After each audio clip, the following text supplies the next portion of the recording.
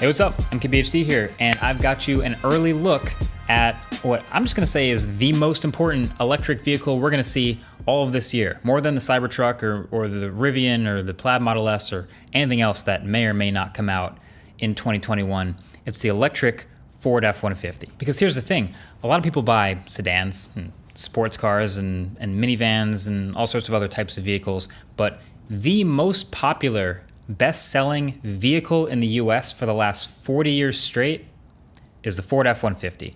I didn't say the most popular truck. I said the most popular vehicle in this entire country is a Ford truck. So a new electric version of this flagship, it's a big deal, especially if Ford actually takes it seriously and makes the electric benefits known. So enter Ford F-150 Lightning.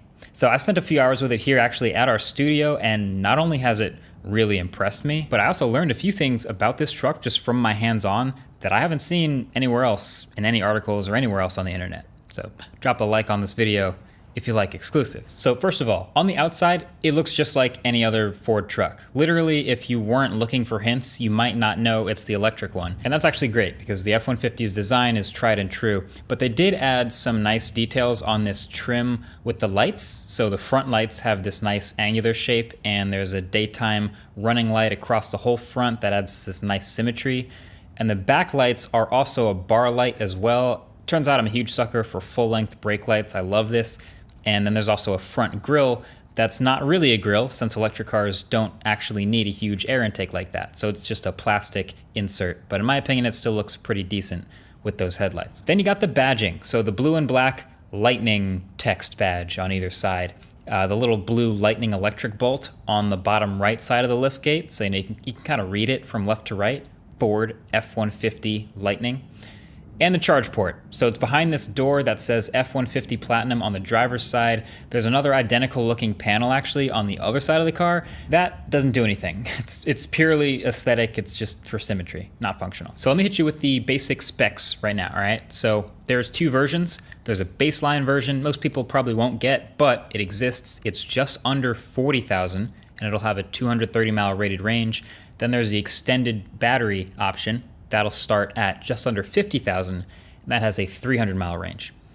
Right off the bat, I'd say that's pretty competitive. If you did go with the cheaper version, that would, I mean, if you consider Cybertruck and Rivian, F-150 is the most affordable electric truck option that we've seen come out so far. And so now I've learned a lot about trucks and the Ford F-Series in preparation for this experience and for my hands-on. And so if you're a truck person, some of this may be a little bit redundant, but I was very impressed with a lot of the utility into the design of these vehicles. And this electric version is the best of all of it. So it's obviously a pretty big vehicle already. 4 doors with 5.5 foot bed, so plenty of space.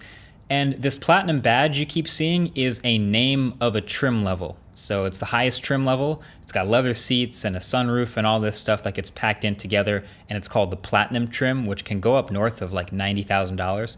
But truck people, I'm telling you, this electric version is the best of the best version yet. So the inside it's still pretty industrial. It's got the upgraded interior that has the same 15-inch touchscreen as the Mustang Mach-E with the volume knob at the bottom and everything, which I do like.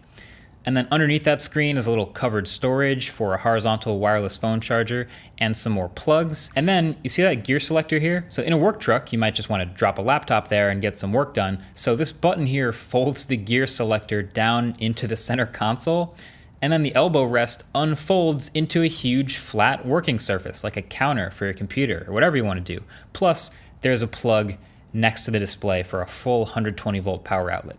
So sick. There's a normal glove box, but also a second glove box up top for smaller things.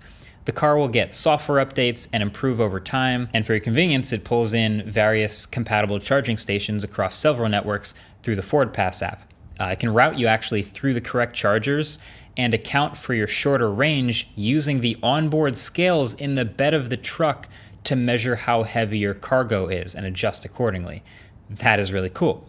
And then the onboard power this vehicle puts out is super clutch. Lots of people work out of their trucks, as you probably know, whether it's for landscaping or construction or whatever they're doing. And there's 240 volt power and 420s in the bed of this truck. So for power tools, air compressors, etc., you don't need to carry a separate generator for things like table saws and drills and big lights that don't run on battery power, because this truck is basically a massive portable power bank.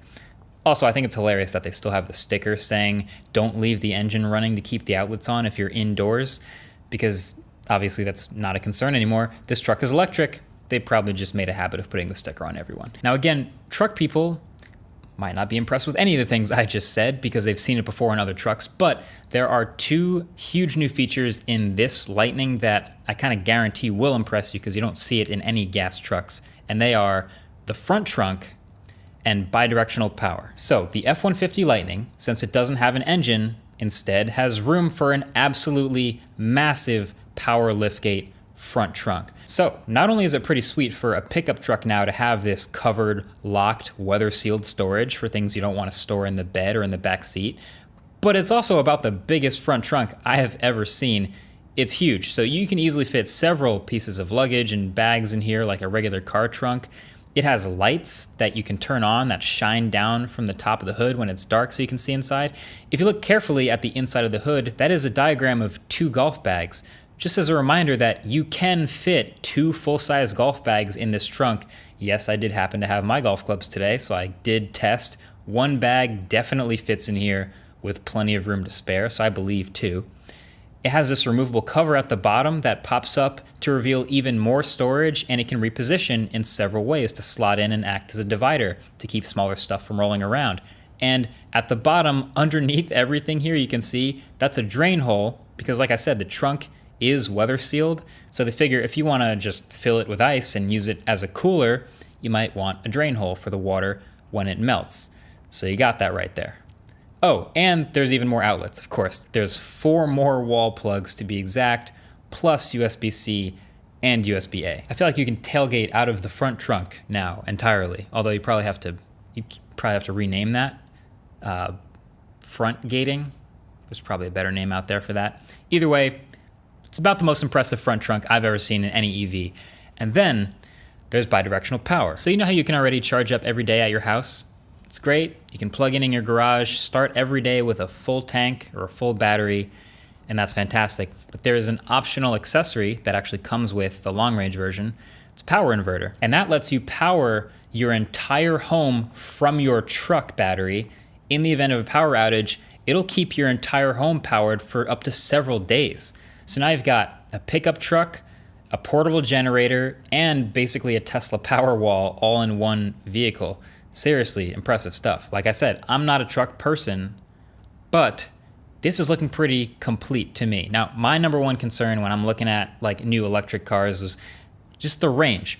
Again, it was pretty good, but I actually learned something from the people at Ford who are walking me through the car that I haven't seen anywhere else that is definitely worth sharing. So that 300-mile range that I talked about for the long-range version, I was like, okay, it's pretty good. It's good for their first generation, but it's not amazing or anything like that for coming out next year.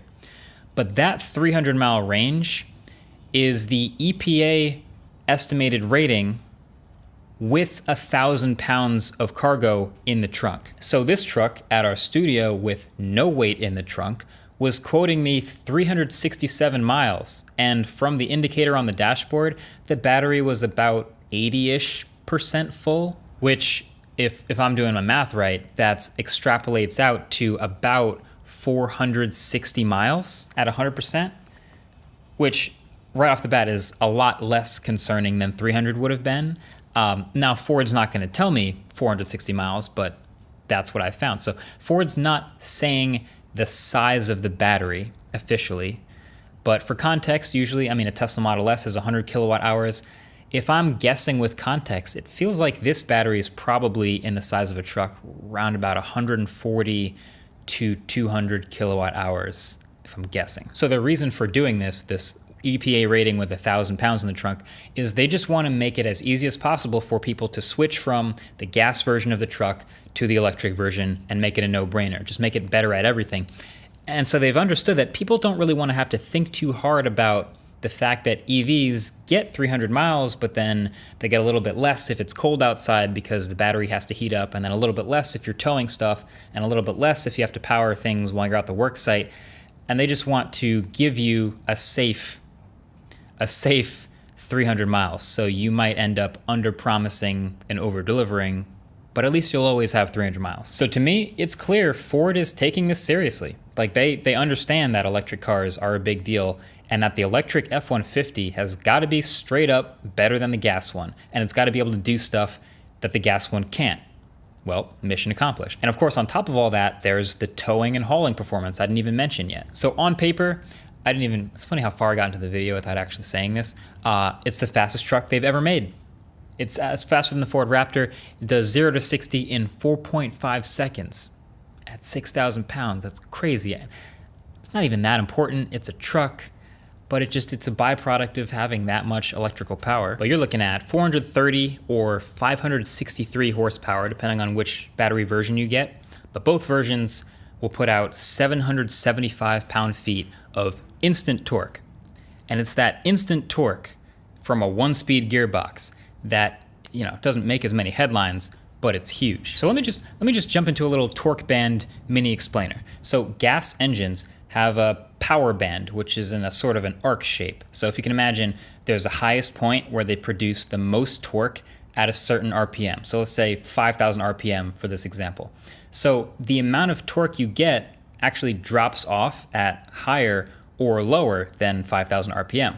So trucks like the previous F-150, the gas versions would have a bunch of gears. They'd use a 10-speed gearbox to try to mitigate the issue and keep you near maximum torque as often as possible. But now this means the automatic transmission is shifting through gears often, trying to stay around the same RPM, which is, of course, much more complicated and a bit less efficient, as you can imagine. With an electric motor, I'm simplifying, but the power band is basically flat. And so max torque is actually delivered from 0 RPM all the way through this really wide power band. That's just a huge inherent advantage to driving electric vehicles. So this F-150 Lightning is going to be smoother than the gas one. It's obviously already faster than the gas one, and towing should, in theory, be a bit more efficient because you have max torque more often. I don't know. I guess what I'm trying to say is they've thought of pretty much everything. I'm not a truck person, but it seems pretty complete. From every angle I can see it, they've made a more powerful, more responsive, more functional version of the original F-150 that everybody loves, that now doubles as a portable electric generator and has brand new features with a covered locked storage, and it just happens to be electric. I think they're up to like 70,000 reservations now or something like that, and counting. So not quite Cybertruck hype, but I think most of these will be somewhere around that $50,000 to $55,000 price range in the middle there, pretty competitive. And I'm very curious how this goes. Let me know what you would rather have, Cybertruck or F-150 Lightning. I think there's two different types of buyers, but I'm curious what you guys think in the comment section below. Either way, that's been it. Thanks for watching. Catch you guys in the next one. Peace.